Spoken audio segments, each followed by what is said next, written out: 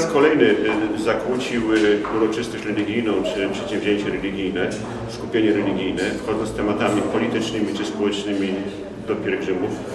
Ja uważam, ja prosiłem rok temu publicznie na posiedzeniu Rady Miasta Bydgoszczy, aby tego nie czynił, aby nie polityzował, bo jest to typowe polityzowanie grupy mieszkańców.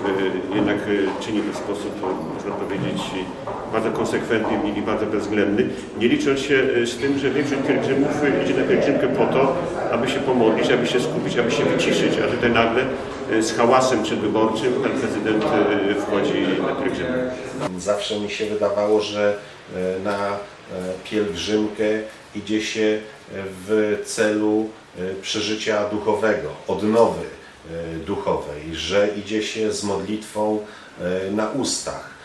No a modlić się za aquapark i za inne bardziej przyziemne sprawy, no to przynajmniej dla mnie jest to rzecz niewyobrażalna.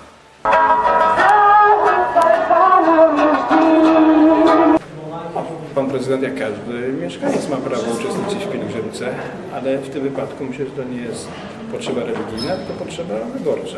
Pan prezydent po prostu liczy na poparcie biskupa Tyrawy i do tego tak się aktywnie zaangażował, przynajmniej w moim przekonaniu. Pan prezydent dzisiaj na sesji stwierdził, że kampania jeszcze się nie rozpoczęła, no ale mieszkańcy myślę, że jasno i wyraźnie widzą, że ta kampania już się dawno rozpoczęła i trwa i będzie trwała do końca listopada.